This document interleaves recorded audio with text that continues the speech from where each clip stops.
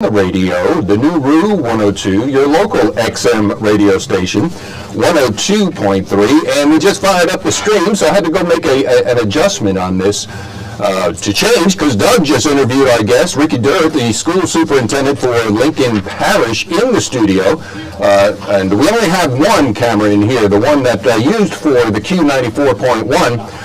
Doug's camera froze, so but Ricky was on. Ricky, I appreciate you taking the time to come by this morning and talk about the upcoming school tax initiative. Yeah, I'm glad to be here, and always welcome the opportunity to speak and talk to as many people out there as we can. Why is this a good idea? Give me the elevator speech. So we believe that providing a more consistent education for our kindergarten through fifth grade students, rather than them transitioning from one school to the other, from second to third grade, provides a better opportunity for us to get to know them, serve them to feel more comfortable at that school, and just feel like that's a more consistent opportunity for our kids to learn the foundational skills before they move on to the sixth and junior high and high school. I mean, if that's a truism, and it sounds true, why hasn't been addressed prior to now?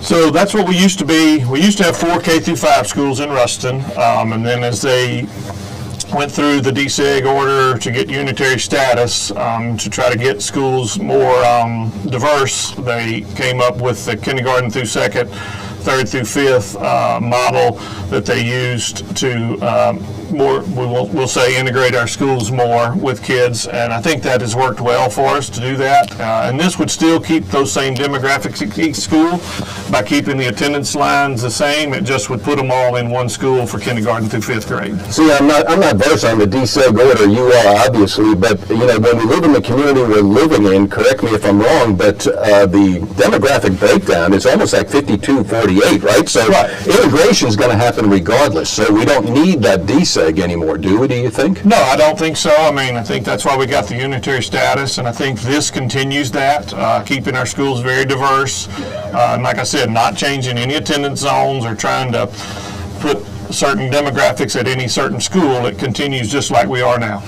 And I know you're aware of the Coalition Against School Closures. How do you address their concerns? Well, I mean, I think we looked at a lot of options of where we could do this at. I've not heard anybody that doesn't think like having kids together for kindergarten through fifth, consistent education is a bad thing. It's just a matter of where we do that at. And originally we wanted to make Cypress Springs one of our schools that was K through 5, but when you go over there and look at the terrain behind it and trying to build that, trying to add on to the front of the side to make a car line and bus line to get traffic in and out of there, that became virtually impossible there, and it really drove the price up if we wanted to still try to do it. We looked at building some new schools, which instead of trying to get a $65 million bond proposal, then we'd have been trying to get 140 or 150 million. So we felt like this was the best way to use the taxpayers' money to still accomplish some consistency for kids in kindergarten through fifth grade. Now, when you say we felt, was there a committee that came up with this, and what were the other option plans besides the one that was adopted? So we went around and talked to every faculty at Ruston Elementary, Cypress Springs, Glenview, Hillcrest. We worked as a staff at the central office on this. And like I said, we looked at several other options of maybe Cypress Springs being K-5, building new schools. All of those things were way more expensive, and we knew like if we could extend and not raise people's taxes, keep their millage at 17.75, that would raise about $65 million for us. So trying to work within that budget to do this was our goal. There's a lot of folks that in this day and age, in light of the economy and inflation right now, we have an opportunity to reduce an individual tax burden. What were your thought processes of calling an election, how much does the election cost? And that we pay for that, right?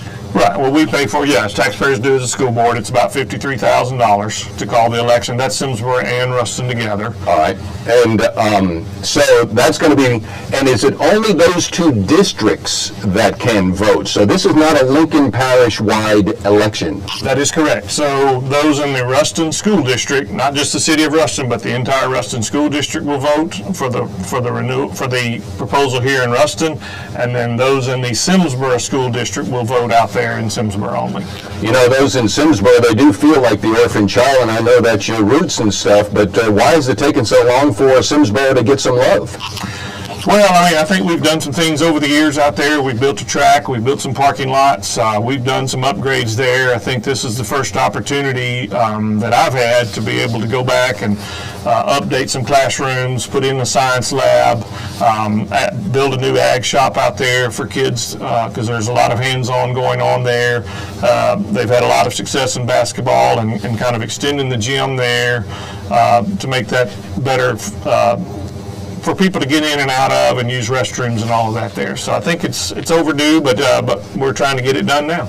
You know, everybody has to live within their means, you know, in an efficient and effective way. And, you know, what's in the account? What do we have in liquid assets? Does the school board have liquid assets, or are you month to month, year to year? I mean, we have reserves in there. Of course, we have to keep a certain amount for the legislative auditor, but we also try to keep some in there so that when we do go out for bonds and things, we can get a good rate and all of those type things. So I think we're in pretty good shape. I mean, we struggled a little bit through COVID there and used some reserves, and it's always good to have that. How much do we have? It kind of fluctuates from month to month, but I could get that for you. I mean, okay, I just, more than I have. Yeah. All right, so Ricky Durrett, April 29th, vote yes, vote no. It's a very simple up or down in only 2 districts. That is the Ruston School District, Simsboro School District. It'll be on April 29th. The Coalition Against the School Closures want to vote no. They're very emphatic about voting no because they're just inviting a dialogue. What do you say to them? Yeah, I mean, we engaged with them right after the February 7th meeting. I went myself and spoke with them. I understand their concerns, and I mean, we're not trying to shutter a school. We're trying to repurpose some schools in those district areas. I don't think we're not planning to leave them and just let them fall apart and do any of that. So that's why we tried to repurpose what we were going to do with Cypress Springs and with Ruston Elementary. Again, I'm hearing you say we did this. Who are we besides you? That's the school board. I mean, our faculty. I mean, our administration there at the school board office with our assistant superintendents, curriculum people, principals. Those people. All right. One more thing I noticed, because I did go to the school board meeting the last time, and the Coalition Against School Closures, they wanted to make an appeal to you just to like pull this off, stop it so we can talk. But I think it was Lewis Jones that said in order for that to happen, there has to be a unanimous motion by the board and has to pass unanimously to make an addenda to the agenda. And it didn't happen.